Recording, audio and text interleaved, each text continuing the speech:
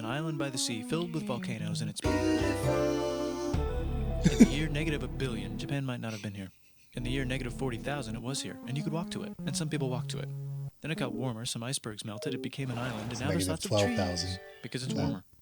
So now there's people on the island. They're basically sort of hanging out in between the mountains, eating nuts off trees, and using the latest technology, like stones and bowls. Ding dong, it's the outside world, and they have technology from the future, like really good metal and crazy rice farms. Now you can make a lot of rice really, really quickly. That means if you own the farm, you own a lot of food, which is something everybody needs to survive. So that makes you king. Rice farming and rice kingdoms spread across the land all the way to here. The most important kingdoms were here, here, here, here, here, here, and here. But this one was the most important, ruled by a heavenly superperson, or emperor for short. Knock, knock, get the door. It's religion. The new prince wants everyone to try this hot new religion. Buddhism. Please try this religion, he said. No, said everybody. Try it, he said. No, said everybody again, quieter this time. And so the religion was put into place, and all the rules that came with it. Then the government was taken over by another clique. And they made some reforms, like making the government govern more, and making the government more like China's government, which is a government that governs more. Hi, China, they said. Hi, dip, said China. Can you call us something else other than dip, said Japan. Like what, said China. How about Sunrise Land, said Japan. And they stole China's alphabet and wrote a book about themselves. And then they made lots of poetry and art and another book about themselves. Then they stopped moving the capital every time the emperor died and kept it in one place for a while, right here. Kyoto. And they conquered the north, finally. Get that squared away. A rich hipster named Kukai is bored with modern Buddhism, visits China, and learns a better version, which is more spiritual. Comes back, reinvents the alphabet, and causes art and literature to be great for a long time. And the royal palace turned into such a dream world of art that they really didn't give a shit about running the country. So if you live outside the palace, how are you supposed to protect your from criminals? Hire a samurai. Everyone started hiring samurai. Rich, important people hired samurai. Poor people who could not afford to hire samurai did not hire samurai. The samurai became organized and powerful, more powerful than the government. So they made their own military government. Here, they let the emperor still be emperor, but the shogun is actually in control. Breaking news, the Mongols have invaded China. We've invaded China. Please respect us, or else we might invade you as well. Okay, said Japan. So the Mongols came over, ready for war, and died in a tornado. But they tried again, and had a nice time fighting with the Japanese, but then died in a tornado. Then the emperor overthrows the shogunate. Then the shogunate overthrows him back and moves to Kyoto and makes a new shogunate. And the emperor can still dress like an emperor if he wants. That's fine. That's fine. Like painting with less colors, collaborative poetry, plays, monkey fun, tea parties, gardening, architecture, flowers. It's time for who's going to be the next shogun. Usually it's the shogun's kid, but the shogun doesn't have a kid. So he tries to get his brother to quit being a monk and be the next shogun. He says okay, but then the shogun has a kid. So now who's it going to be? Vote now on your phones. And everyone voted so hard that the palace caught on fire and burned down. The shogun actually didn't care. He was off somewhere doing poetry. And the whole country broke into pieces. Everyone is fighting with each other for local power, and it's anybody's game. Knock knock, it's Europe. No, they're not here to take over. They just want to sell some like clocks and guns and so that's cool, but everyone's still fighting each other for control, now with guns. And wouldn't it be nice to control the capital, which right now is puppets with no one controlling them?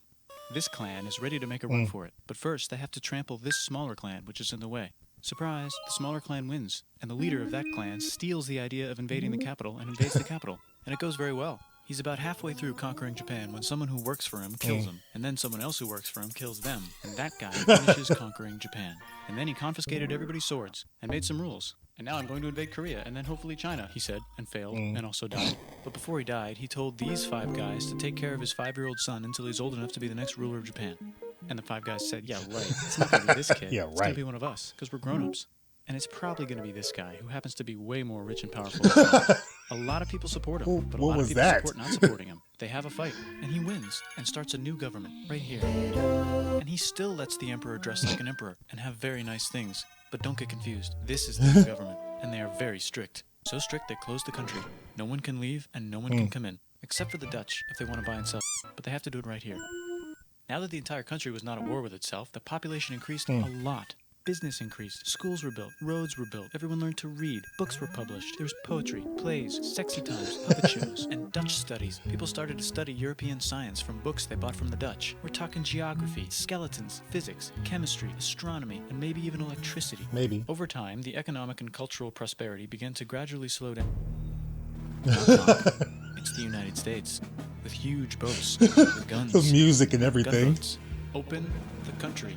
Stop having it be closed, said the United States. There's really nothing they could do, so they signed a contract that lets the United States, Britain, and Russia visit Japan anytime they want.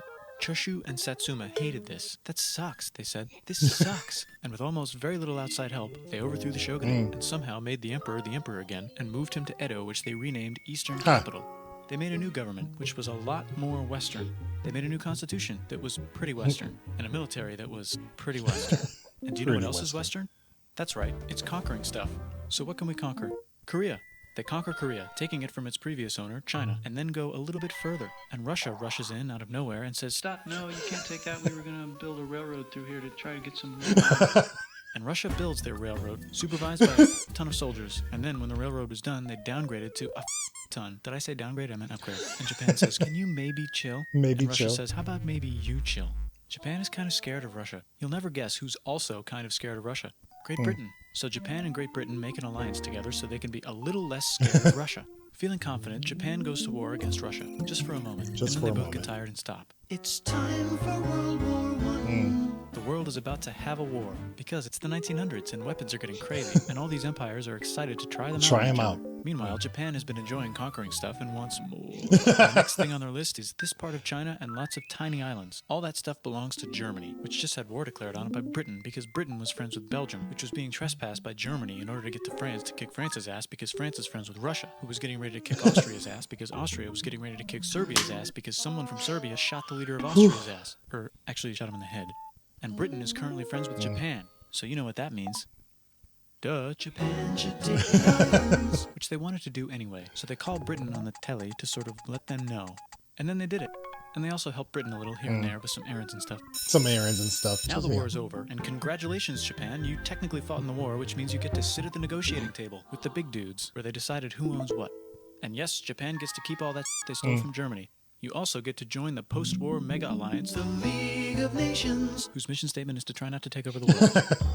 The Great Depression is bad, and Japan's economy is now crappy, but the military is doing just fine, and it invades Manchuria. And the League of Nations is like, no, it's too bad. If you're in the League of Nations, you're not supposed to do that. And Japan said, how about I do anyway?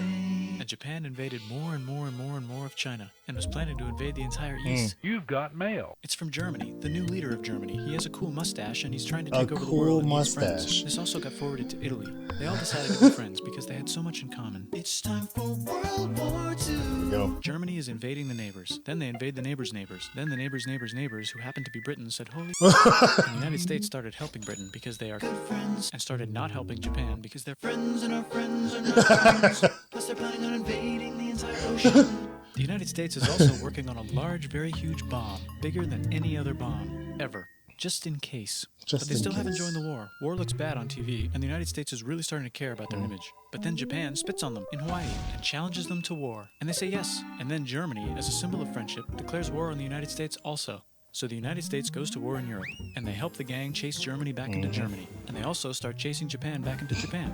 And they haven't used the bomb yet, and are curious to see if it works. So they drop it on Japan. They actually dropped 2.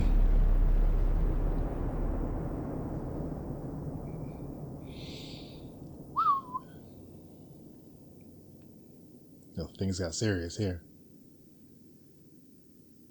You win. The United States installed a new government, inspired by the United States government, with just the right ingredients for a post-war economic miracle. And Japan starts making TVs, VCRs, automobiles, and camcorders as fast as they can, and also better than everybody else. They get rich, and the economy goes wild, and then the miracle wears off. But everything's still pretty cool, I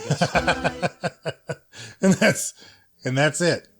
Wow. This is actually kind of a cool, simple way to learn about Japan and how things started and where it is somewhat now, and all the different parts of Japan that were warring against each other, and how things change and how it led into World War I, World War II. Like, that stuff was pretty cool. I didn't know much about Japan as far as the history of Japan.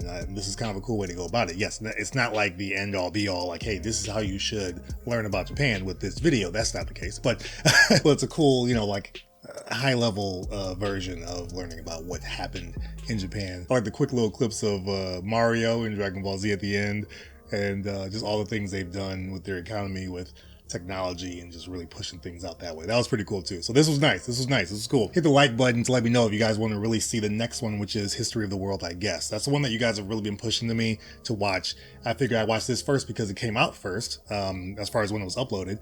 And so I'm checking this one out. And I'm guessing History of the World, I guess, has some variations of what happens in this, as far as just how it goes about telling the story of the world. So if you guys really do want to see that one, hit the like button, lets me know that you guys want to see it. I'll check it out, do reaction, and let you know what I think. And yeah, we'll go from there. I think that's a good deal, right? Good deal?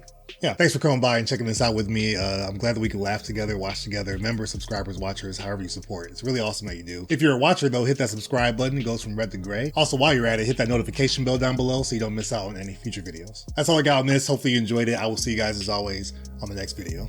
Take care.